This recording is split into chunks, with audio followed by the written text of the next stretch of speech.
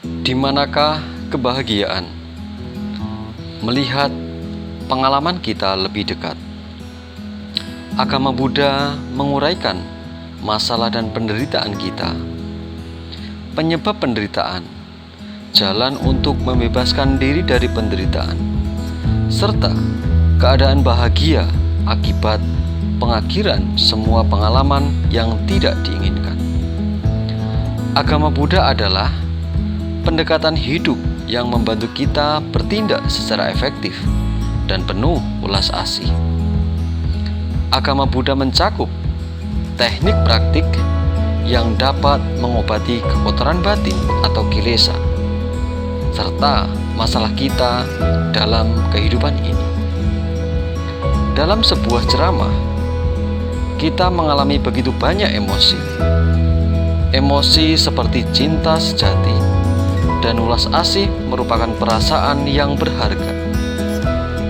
Emosi lain seperti kemelekatan, kemarahan, pikiran tertutup, kesombongan, dan kecemburuan mengganggu kedamaian batin, serta membuat kita melakukan hal yang mengganggu orang lain. Bagian ini akan mengulas kekotoran batin serta memberikan beberapa penawar untuk menenangkan dan mengubahnya. Semua kotoran batin berasal dari asumsi bawaan bahwa kebahagiaan dan penderitaan datang dari luar diri kita.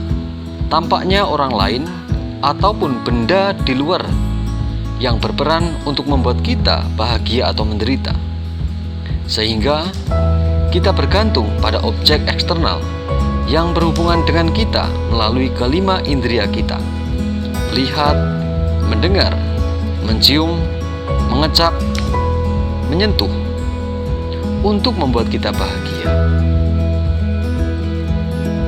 Kita berpikir bahwa kebahagiaan ada di luar sana, pada benda, tempat, atau orang.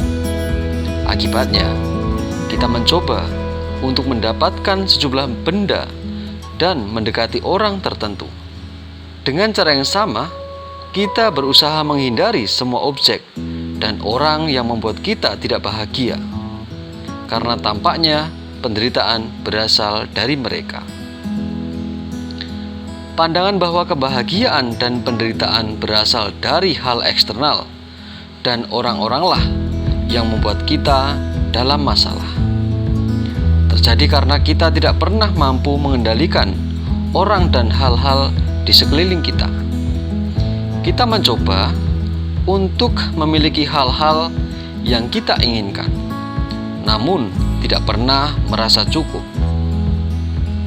Terus-menerus dikecewakan, kita terus mencari hal-hal yang kita pikirkan dan dapat memberikan kebahagiaan lebih banyak dan lebih baik. Namun, apakah kita mengenal orang kaya yang sepenuhnya puas? Apakah kita mengenal seseorang yang sepenuhnya puas dengan teman-teman dan saudaranya? Demikian juga, kita berpikir bahwa setiap kali kita memiliki masalah, hal itu disebabkan oleh orang atau hal-hal eksternal. Kita menghubungkan masalah emosi dengan cara orang tua memperlakukan kita ketika usia muda. Kita menyalahkan ketidakpuasan kita sekarang pada para atasan, karyawan, saudara, ataupun guru kita. Kita berharap bahwa orang di sekeliling kita akan belajar untuk memperlakukan kita lebih baik. Orang lain tidak menjadi sebagaimana yang kita harapkan, dan kita terus-menerus frustasi saat berusaha mengubah mereka. Hidup kita menjadi lebih sulit saat kita berusaha membuat dunia sebagaimana kita harapkan. Sayangnya, dunia tidak bekerja sama. Rencana dan mimpi kita, jika tercapai pun, hanya terrealisasi sebagian. Walaupun untuk sementara itu kita berhasil mempengaruhi tindakan orang lain, namun kita tidak dapat mendikte perasaan dan pikiran mereka. Saat kita mendapatkan apa yang kita harapkan, kita merasa sangat gembira.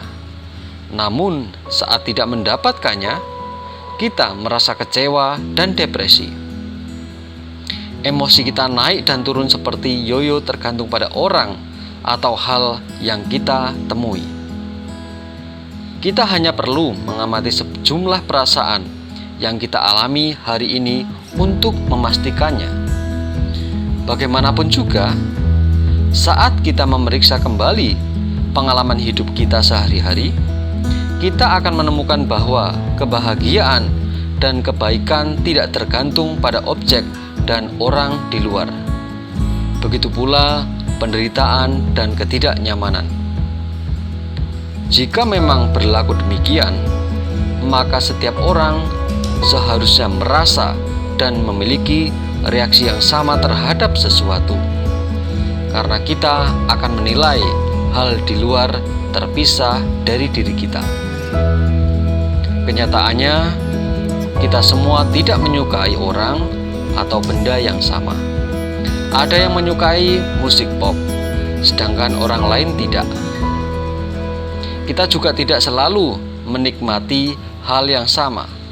Seperti halnya anak muda menyukai buku komik, namun ketika dewasa mereka melihatnya sebagai hal yang membosankan.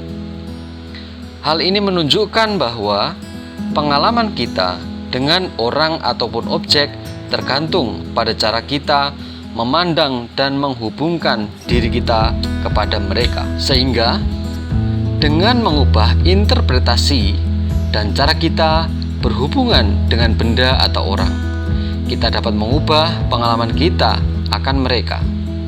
Kita dapat menyadari penilaian kita terlalu meninggikan atau meremehkan benda dan orang, untuk kemudian mengoreksi kesalahpahaman ini. Dengan demikian, kita akan berhubungan dengan hal-hal secara lebih realistis dan puas. Dengan menghilangkan kesalahpahaman yang mengarahkan pada kemelekatan, kemarahan, pikiran tertutup, kesombongan, dan kecemburuan, kita akan berhubungan dengan orang lain dan benda yang kita miliki dengan lebih seimbang.